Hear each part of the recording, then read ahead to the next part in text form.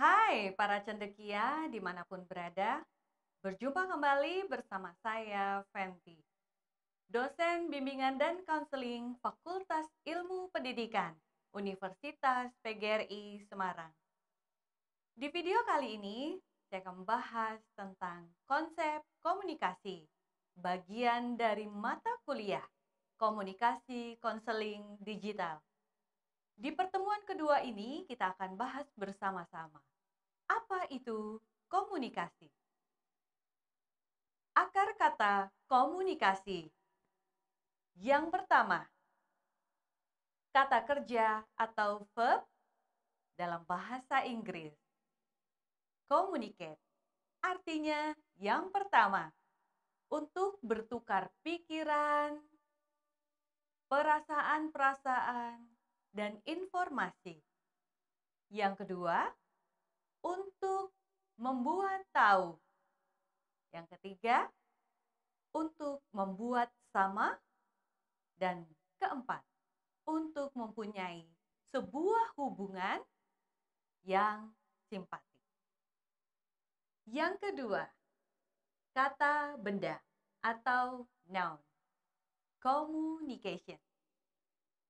Berarti yang pertama, pertukaran simbol, pesan-pesan yang sama, dan informasi.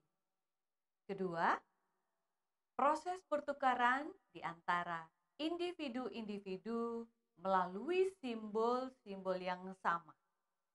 Ketiga, seni untuk mengekspresikan gagasan. Dan yang keempat, ilmu pengetahuan tentang pengiriman informasi.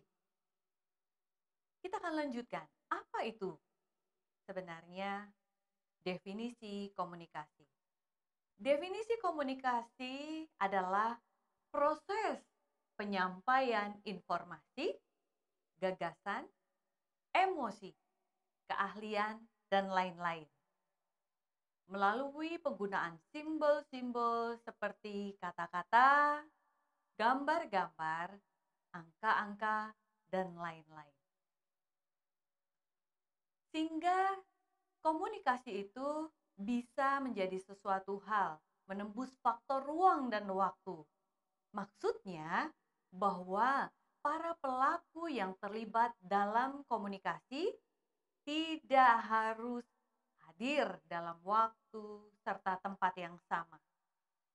Dengan adanya berbagai produk teknologi komunikasi seperti ada telepon atau handphone, internet, aplikasi video conference, dan lain-lain.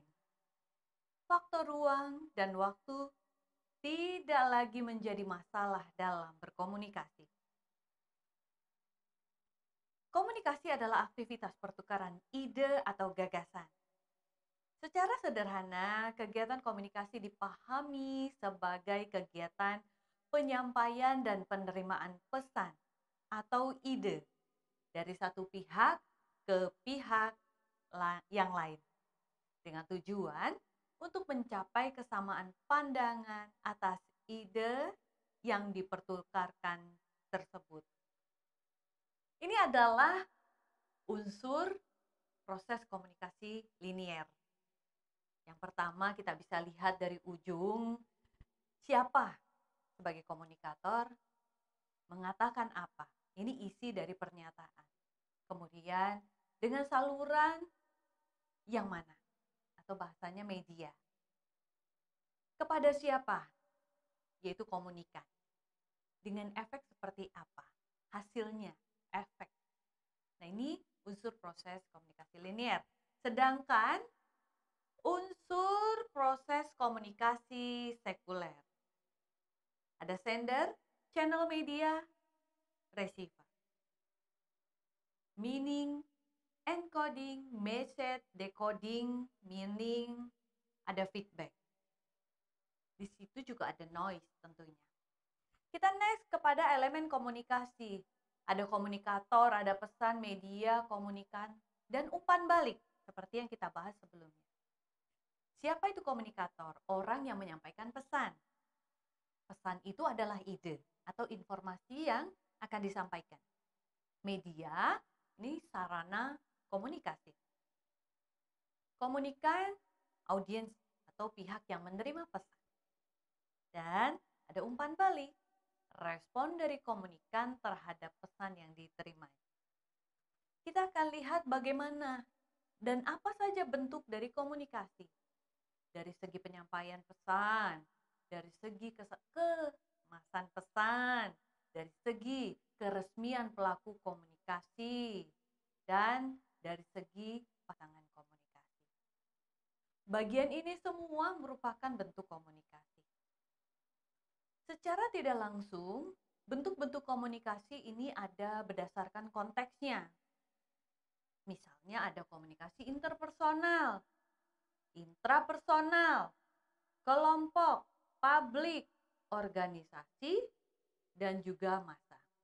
Nah, tentunya para cendekia ini juga bagian dari giveaway buat kita semuanya.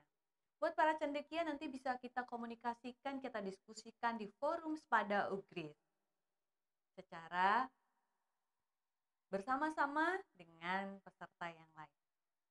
Kita akan bahas mengapa kita berkomunikasi. Ini bagian dari peran atau fungsi komunikasi. Satu persatu akan saya jelaskan bahwa ada 4 ya fungsinya. Fungsinya sebagai komunikasi sosial, ekspresi, ritual, dan instrumental. Yang pertama, yaitu komunikasi sosial. Yang dimaksud adalah bahwa mengisyaratkan bahwa komunikasi penting untuk membangun konsep diri dan aktualisasi diri. Ya. Selanjutnya kita bisa pelajari juga bahwa pembentukan konsep diri sudah para cendekia pelajari sebelum menempuh mata kuliah komunikasi ini. Di mana konsep diri adalah pandangan kita mengenai diri kita. Dan itu hanya bisa kita peroleh lewat informasi yang diberikan orang lain kepada kita. Tentunya di sini juga ada pernyataan eksistensi diri. Orang berkomunikasi itu untuk menunjukkan dirinya eksis.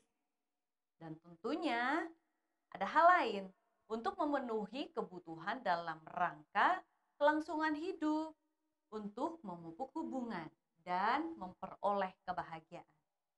Itu satu dari kenapa kita berkomunikasi atau fungsi komunikasi.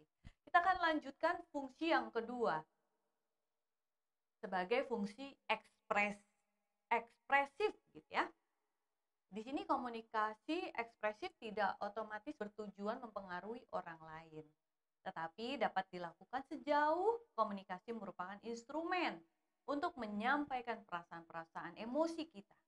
Perasaan-perasaan tersebut dapat disampaikan melalui kata-kata, terutama melalui perilaku nonverbal. Dan di sini dapat dilakukan sendiri ataupun dalam kelompok ekspresi. Next, kita akan bahas terkait yang ketiga, fungsinya komunikasi ritual.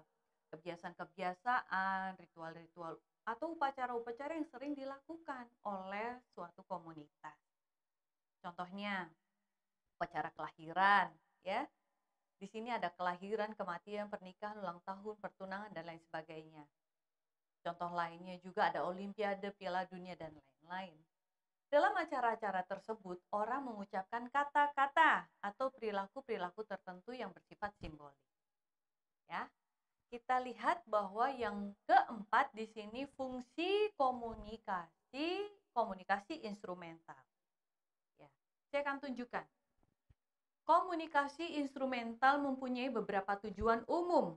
Di antaranya menginformasikan, mengajar, mendorong, mengubah sikap dan keyakinan, dan mengubah perilaku atau menggerakkan tindakan.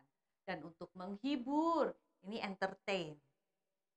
Jika diringkas, tujuan tersebut dapat disebut membujuk atau bersifat persuasif. Ya. Komunikasi yang berfungsi memberitahukan atau ya merangkum ya. Mengandung muatan persuasif. Dalam arti pembicara menginginkan pandangannya mempercayai bahwa fakta atau informasi yang disampaikan itu akurat dan layak untuk diketahui. Itu yang bisa saya sampaikan. Tentunya para cendekia tidak sampai di sini. Kita akan bahas semuanya secara mendalam di Spada Ugris. Demikian video yang bisa saya sampaikan. Jangan lupa untuk like, komen, subscribe, share, dan juga hidupkan tanda loncengnya atau notifikasinya. Sehingga segala materi yang akan saya share, kita bisa pelajari bersama-sama. Ada kuis yang bisa para cendekia kerjakan atau sebagai aktivitas mandiri untuk menambah poin aktif. Tentunya segala hal akan bermula dari kata, yaitu komunikasi. Baik kata secara verbal maupun nonverbal, kita akan gunakan dalam kehidupan kita. Salam sehat dan bahagia dari kejauhan, dan sampai jumpa di video-video selanjutnya.